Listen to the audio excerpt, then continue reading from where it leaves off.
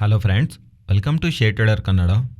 ಇವತ್ತು sensex 224 points gain ಆಗಿ 59,932ನಲ್ಲಿ ಕ್ಲೋಸ್ ಆದರೆ ನಿಫ್ಟಿ 6 ಪಾಯಿಂಟ್ಸ್ ಡೌನ್ ಆಗಿ 17,610ನಲ್ಲಿ ಕ್ಲೋಸ್ ಆಗಿದೆ. Whereas bank nifty 156 points gain ಆಗಿ 40,669ನಲ್ಲಿ ಕ್ಲೋಸ್ ಆಗಿದೆ. ಇವತ್ತಿನ ಮಾರ್ಕೆಟ್ ಒಂದು ಪ್ರೈಸ್ ಆಕ್ಷನ್ ಮುಂಚೆ ಒಂದು ಇಂಪಾರ್ಟೆಂಟ್ ಅಪ್ಡೇಟ್ ಬಗ್ಗೆ ಮಾತಾಡ್ಕೊಳ್ಳೋಣ. ಫೆಬ್ರವರಿ 1 ನಮಗೆ ಎಂಡಿಂಗಲ್ಲಿ ಫೆಡ್ ಗವರ್ನರ್ ಅವರು ಅಪ್ಡೇಟ್ ಮಾಡ್ತಾರಲ್ವಾ ಬಡ್ಡಿ ರೇಟ್ಗಳ ಬಗ್ಗೆ ಆ್ಯಂಡ್ ಅಪ್ಕಮಿಂಗ್ ಟೈಮ್ಸಲ್ಲಿ ಇನ್ಫ್ಲೇಷನ್ ಬಗ್ಗೆ. ಸೊ ಅದು ಮಾರ್ಕೆಟ್ನ ಇಂಪ್ಯಾಕ್ಟ್ ಮಾಡುತ್ತೆ ಅಂತಲೂ ಮಾತಾಡ್ಕೊಂಡಿದೆಯಲ್ವಾ. ನಿನ್ನೆ 25 ಬೇಸಿಸ್ ಪಾಯಿಂಟ್ಸ್ ಹತ್ರ ಜಾಸ್ತಿ ಮಾಡಿದ್ದಾರೆ. ಅದು ಮಾರ್ಕೆಟ್ ಆಲ್ರೆಡಿ ಎಕ್ಸ್ಪೆಕ್ಟ್ ಮಾಡಿರೋದೆ. ಅದರಿಂದಾನೇ ಈ ಅಪ್ಡೇಟ್ಸಿಂದ US ಮಾರ್ಕೆಟ್ಸು ರ್ಯಾಲಿ ಆಗಿಲ್ಲ.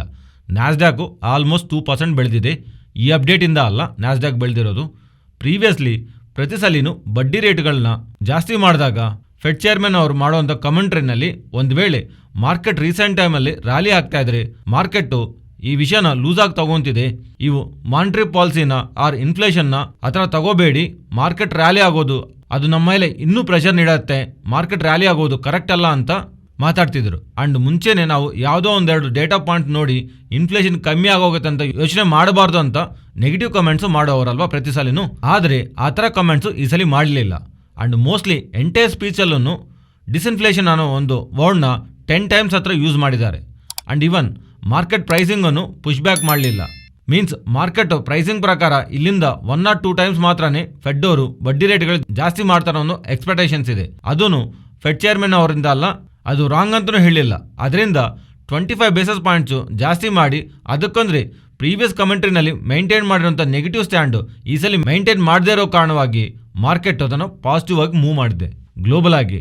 ಬಟ್ ಡೊಮೆಸ್ಟಿಕ್ ಆಗಂತೂ ನಮ್ಮ ಇಂಡಿಯನ್ ಮಾರ್ಕೆಟ್ಸ್ಗೆ ನೆಗೆಟಿವ್ ಆಗಿ ಅದಾನಿ ರಿಲೇಟೆಡ್ ಆಗಿ ಇಶ್ಯೂ ರನ್ ಆಗ್ತಿದೆ ಅಲ್ವಾ.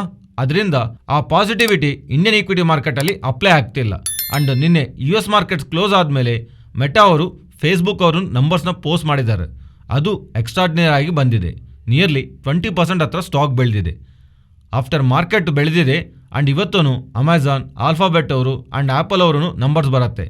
ಅವನು ಬೆಟರ್ ಆಗಿದ್ದರೆ ಇಲ್ಲಿಂದ ನಾಸ್ಡ್ಯಾಕ್ ಬೆಳೆಯೋದು ಆ್ಯಂಡ್ ಇಂಡಿಯನ್ IT ಸ್ಟಾಕ್ಸ್ನಲ್ಲಿ ಮೂವ್ ಇರೋದಕ್ಕೂ ಪ್ರಾಬಬಿಲಿಟಿ ಇದೆ. ಸೊ ಈ ಮೇಜರ್ ಟೆಕ್ ಕಂಪ್ನೀಸ್ ಎಲ್ಲಾನು and Nasdaq impact Indian IT companies ಮೇಲೂ ಇರತ್ತಲ್ವಾ.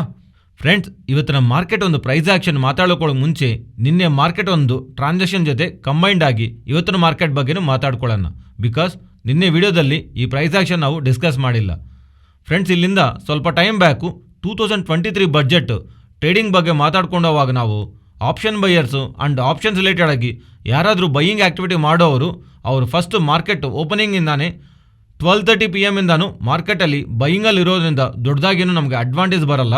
ಬಿಕಾಸ್ ಈಗಂತಾನಲ್ಲ, ಪ್ರೀವಿಯಸ್ ಬಡ್ಜೆಟಲ್ಲೂ ನೀವು ಗಮನಿಸಿದ್ರೆ ಮಾರ್ನಿಂಗ್ ಓಪನಿಂಗಿಂದಾನು ಆಫ್ಟರ್ನೂನ್ ಸೆಷನ್ವರೆಗೂ ಮಾರ್ಕೆಟಲ್ಲಿ ನಮಗೆ ದೊಡ್ಡದಾಗಿ ಮೂವ್ ಇರಲ್ಲ. ಬಿಕಾಸ್ ಬಡ್ಜೆಟ್ ಸ್ಟಾರ್ಟ್ ಆಗೋದು 11ಇಂದ ಸ್ಟಾರ್ಟಿಂಗ್ ½ an hour ಆ್ಯಂಡ್ 1 hourವರೆಗೂ ಬೇಸಿಕ್ ಇಂಟ್ರಡಕ್ಷನೇ ಇರುತ್ತೆ. ಆ್ಯಂಡ್ ರಿಯಲ್ ಕಂಟೆಂಟ್ ಎಲ್ಲನೂ ಆಲ್ಮೋಸ್ಟು 12:15, 12:30 ಸ್ಟಾರ್ಟ್ ಆಗ್ತಾ ಇರುತ್ತೆ. ಅದರಿಂದ ಅಲ್ಲಿಂದ ನಮಗೆ ವೋಲ್ಟಿಲಿಟಿ ಸ್ಟಾರ್ಟ್ ಆಗುತ್ತೆ ಅಂತ ಮೇಲೆ ಹೋಗ್ತಾ ಇರೋವರೆಗೂ ನಾನು ಎಲ್ಲರೂ ಅಂದ್ಕೊಂಡಿದ್ದು, ಮೋಸ್ಟ್ ಆಫ್ ದಿ ಪೀಪಲ್ ಎಲ್ಲರೂ ಅಂದ್ಕೊಂಡಿರೋದು ಬ್ರೇಕ್ಔಟ್ ಸ್ಟಾರ್ಟ್ ಆಗಿದೆ ನಿಫ್ಟಿದಲ್ಲಿ, ಇನ್ನು ಇಲ್ಲಿಂದ ಮಾರ್ಕೆಟ್ ಆಲ್ ಟೈಮ್ ಹೈಗೆ ಹೋಗುತ್ತೆ ಅಂತ. ಬಿಕಾಸ್ ಆಲ್ರೆಡಿ ಬ್ಯಾಂಕ್ಸ್ ಆ್ಯಂಡ್ ನಿಫ್ಟಿನೂ ಆಲ್ರೆಡಿ ಜಾಸ್ತಿ ಕರೆಕ್ಟ್ ಆಗಿತ್ತು ಆಲ್ರೆಡಿ ಅದಾನಿ ರಿಲೇಟೆಡ್ ಆಗಿ ಇಶ್ಯೂಯಿಂದ. ಆ್ಯಂಡ್ ಗ್ಲೋಬಲ್ ಇಕ್ವಿಟಿ ಮಾರ್ಕೆಟ್ಸು ಯಾವಾಗಲಿಂದನೂ ರ್ಯಾಲಿ ಆಗ್ತಿದೆ. ಅದರಿಂದ ಅವನ್ನು ಮ್ಯಾಚ್ ಮಾಡ್ತಾ ನಮ್ಮ ಇಂಡಿಯನ್ ಮಾರ್ಕೆಟ್ಸು ರ್ಯಾಲಿ ಆಗತ್ತೆ ಅಂತಲೇ ಅಂದ್ಕೊಂಡಿದ್ರು. ಆದರೆ ಆಲ್ಮೋಸ್ಟ್ 1 o'clock ಅದಾನಿ ರಿಲೇಟೆಡ್ ಆಗಿರುವಂಥ big issues, Adani stocks related ಆಗಿ ಒಂದು ಬಿಗ್ ಫಾಲ್ನ ಪ್ಯಾರಲಲ್ ಆಗಿ Nifty, bank Nifty and overall ಮಾರ್ಕೆಟ್ಸ್ನು ಅದಾನಿ ರಿಲೇಟೆಡ್ ಆಗಿರುವಂಥ ಇಶ್ಯೂಸಿಂದ ಟೋಟಲ್ ಇವೆಂಟ್ ಎಲ್ಲ ಮಾರ್ಕೆಟ್ನ ಡಿಸ್ಟರ್ಬ್ ಮಾಡಿದೆ. ಇವತ್ತು ಮಾರ್ಕೆಟ್ ನೀವು ಗಮನಿಸಿದ್ರೆ ಇವನ್ ಅದಾನಿ ಸ್ಟಾಕ್ಸು ನಿನ್ನೆ ಥರ ಇವತ್ತು ಫಾಲ್ ಆಗ್ತಾ ಇದ್ರು ಇವತ್ತು ಬ್ಯಾಂಕ್ ನಿಫ್ಟಿ ದೊಡ್ಡದಾಗಿ ಫಾಲ್ ಆಗಲಿಲ್ಲ. ನಿನ್ನೆ ಥರ ಫಾಲು ಬ್ಯಾಂಕ್ ನಿಫ್ಟಿನಲ್ಲಿ ಕಾಣಿಸಿಲ್ಲ. ಇವತ್ತೂ ಅದಾನಿ ಸ್ಟಾಕ್ಸು ದೊಡ್ಡದಾಗಿ ಫಾಲ್ ಆಗಿದೆ. ಆ ಸೆಂಟಿಮೆಂಟೂ ಮಾರ್ಕೆಟಲ್ಲಿ ಕಾಣಿಸಿ ಅಗೇನ್ ಮಾರ್ಕೆಟ್ ಸ್ಟೇಬಲ್ ಆಗಿದೆ. ಇದು ಓನ್ಲಿ ನಿಫ್ಟಿಗೆ ಅಂತ ಅಲ್ಲ, ಬ್ಯಾಂಕ್ ನಿಫ್ಟಿನಲ್ಲೂ ನಮಗೆ ಸಿಮಿಲರ್ ಟ್ರ್ಯಾಕ್ಷನೇ ಕಾಣಿಸಿದೆ.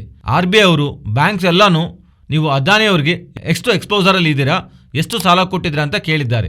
ಅವರೆಲ್ಲರೂ ನಾವು ನಮ್ಮ ಲಿಮಿಟ್ಸಲ್ಲೇ ನಾವು ಸಾಲ ಕೊಟ್ಟಿದ್ದೀವಿ ಅಂತ ಹೇಳ್ತಿದ್ದಾರೆ. ಆ್ಯಂಡ್ ಆಲ್ರೆಡಿ ಬ್ಯಾಂಕಿಂಗ್ ಸ್ಟಾಕ್ಸಲ್ಲಿ ನಮಗೆ ಕರೆಕ್ಷನ್ ಕಾಣಿಸಿದೆ ಅಲ್ವಾ. ಅದರಿಂದ ಇವನ್ ಅದಾನಿ ಸ್ಟಾಕ್ಸ್ ಫಾಲ್ ಆಗ್ತಾ ಇದ್ರು ಆ್ಯಂಡ್ ಇವನ್ ಅದು ನೋನ್ ಇವೆಂಟೇ ಆಗೋಗಿದೆ ಮಾರ್ಕೆಟ್ಗೆ. ಆ್ಯಂಡ್ ಸಡನ್ನಾಗಿ ಸರ್ಪ್ರೈಸ್ ಏನೂ ಮಾಡ್ತಿಲ್ಲ. ಆಲ್ರೆಡಿ ಮಾರ್ಕೆಟ್ಗೆ ಅರ್ಥ ಆಗಿದೆ ಅದಾನಿ ಕಂಪ್ನಿನಲ್ಲಿ ಸಮ್ ಇಶ್ಯೂ ಅಂತೂ ರನ್ ಆಗ್ತಿದೆ. ಇದರಿಂದ ಬ್ಯಾಂಕ್ಸ್ ಎಲ್ಲವರೆಗೂ ಇಂಪ್ಯಾಕ್ಟ್ ಆಗತ್ತೆ. ಇಂಪ್ಯಾಕ್ಟ್ ಆಲ್ರೆಡಿ ಕಾಣಿಸಿದೆ ಅಲ್ವಾ. ಅದರಿಂದ ಇವತ್ತು ಅದಾನಿ ಸ್ಟಾಕ್ಸ್ ರಿಲೇಟೆಡ್ ಆಗಿ ಫಾಲ್ನಲ್ಲಿ ಬ್ಯಾಂಕ್ಸ್ ದೊಡ್ಡದಾಗಿ ಪಾರ್ಟಿಸಿಪೇಟ್ ಮಾಡಲಿಲ್ಲ. ಲೈಕ್ ಪ್ರೀವಿಯಸ್ ಫಾಲ್ನಲ್ಲಿ ಆಗಿರೋಷ್ಟು ಅದಾನಿ ಸ್ಟಾಕ್ಸ್ ರಿಲೇಟೆಡ್ ಆಗಿರುವಂಥ ಇಶ್ಯೂಯಿಂದ ಇವತ್ತಿನ ಫಾಲ್ನಲ್ಲಿ ಕ್ಲಿಯರ್ ಆಗಿ ಇವತ್ತು ನಾವು ಗಮನಿಸಬಹುದು. ಫ್ರೆಂಡ್ಸ್, ಈ ವಿಡಿಯೋದಲ್ಲಿ ನಾವು ಶೇರ್ ಮಾಡ್ತಿರುವಂಥ ಕಂಟೆಂಟ್ ವ್ಯಾಲ್ಯೂಬಲ್ ಆಗಿದ್ದರೆ ತಪ್ಪದೇ ನಮ್ಮ ಚಾನಲ್ನ ಲೈಕ್ ಮಾಡಿ. ನೆಕ್ಸ್ಟು ಬಿರ್ಲಾಸಾಫ್ಟ್ ಬಗ್ಗೆ ಮಾತಾಡ್ಕೊಳ್ಳೋಣ. ಸ್ಟಾಕ್ ಇವತ್ತು 9% ಫಾಲ್ ಆಗಿದೆ ಅಲ್ವಾ. ನೀವು ಗಮನಿಸಿದ್ರೆ ಇಂಡಿವಿಜುವಲ್ ಆಗಿ ಸ್ಟಾಕ್ ರಿಲೇಟೆಡ್ ಆಗಿ ಯಾವ ಥರನೂ ಅಪ್ಡೇಟ್ ಇಲ್ಲ. ಆದರೆ ಇವರಿಗೆ 2019ನಲ್ಲಿ ನಿಯರ್ಲಿ $240 ಮಿಲಿಯನ್ ವ್ಯಾಲ್ಯೂ ಆಗುವಂಥ ಒಂದು contract US based medical devices manufacture Invacare ಇವರಿಂದ ಬಂದಿತ್ತು.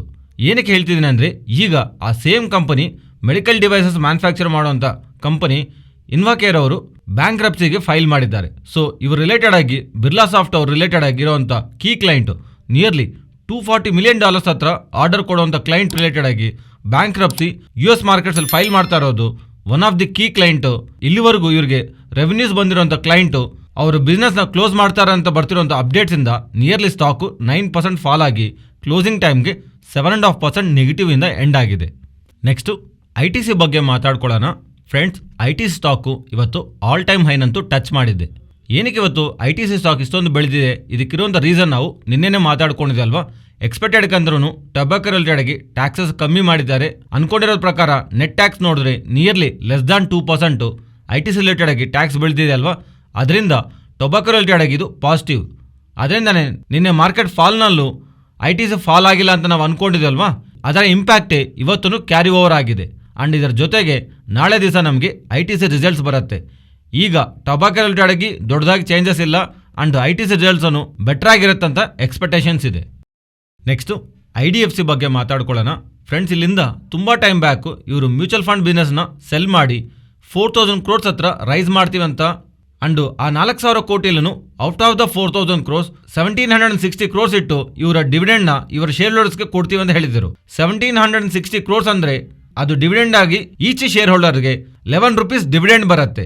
ಆದರೆ ಮಿಕ್ಕಿರೋಂಥ ಹಣ ಇವರು ಏನು ಮಾಡ್ತಾರೆ, ಇವರು ರಿಲೇಟೆಡ್ ಆಗಿ IDFC ಫಸ್ಟ್ ಬ್ಯಾಂಕಲ್ಲಿರುವಂಥ ಅವರ ಪಾಲನ್ನ ಜಾಸ್ತಿ ಮಾಡ್ಕೊತೀವಿ ಅಂತ ಹೇಳ್ತಿದ್ದಾರೆ.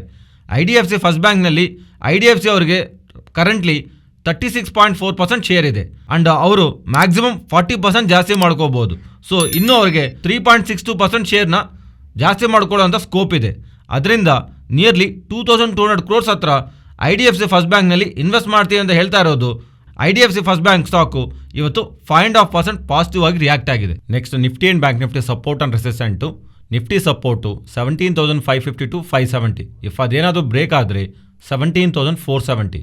ಆ್ಯಂಡ್ ಅಪ್ಸೈಡು 17,660ನ ಗಮನಿಸಬಹುದು. ಆ್ಯಂಡ್ ಬ್ಯಾಂಕ್ ನಿಫ್ಟಿ ರಿಲೇಟೆಡ್ ಆಗಿ ಇಲ್ಲಿಂದ ಡೌನ್ ಸೈಡು 40,420, ಅದರ below 40,070.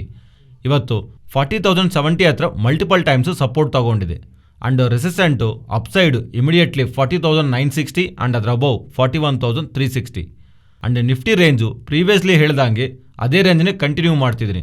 Down side 17,400, top side 17,900. Option ಚೇಂಜಲ್ಲಿ ಸ್ವಲ್ಪ ಡಿಫ್ರೆಂಟಾಗಿ ಕಾಣಿಸ್ತಾ ಇದೆ, 17,500 to 18,000. ಆದರೆ ಪರ್ಸ್ನಲ್ ಆಗಿ 17,400ನ ಡೌನ್ ಸೈಡು, 17,900ನ ಅಪ್ ಸೈಡು, ಈ 500 ಪಾಯಿಂಟ್ ರೇಂಜ್ನ ನಿಫ್ಟಿ ರಿಲೇಟೆಡ್ ಆಗಿ ಗಮನಿಸ್ತಾ ಇದ್ದೀನಿ. ಇದು ಫ್ರೆಂಡ್ಸ್ ಇವತ್ತಿನ ವಿಡಿಯೋ. ಈ ವಿಡಿಯೋದಲ್ಲಿ ನಾವು ಶೇರ್ ಮಾಡಿರೋಂಥ ಕಂಟೆಂಟ್ ನಿಮಗೆ ವ್ಯಾಲ್ಯೂಬಲ್ ಆಗಿದ್ದರೆ ನಮ್ಮ ಚಾನಲ್ನ ಸಬ್ಸ್ಕ್ರೈಬ್ ಆಗಿ ಆ್ಯಂಡ್ ಬೆಲೈಕಾನ್ ಕ್ಲಿಕ್ ಮಾಡಿ ಆಲ್ ನೋಟಿಫಿಕೇಷನ್ಸ್ ಆ್ಯಕ್ಟಿವೇಟ್ ಮಾಡ್ಕೊಳ್ಳಿ. ಈ ಡೇಟಾ ನಿಮ್ಮ ಫ್ರೆಂಡ್ಸ್ ಆ್ಯಂಡ್ ಫ್ಯಾಮಿಲಿ ಮೆಂಬರ್ಸ್ಗೆ ಯೂಸ್ ಆಗುತ್ತಂದರೆ ತಪ್ಪದೇ ಶೇರ್ ಮಾಡಿ. Thank you.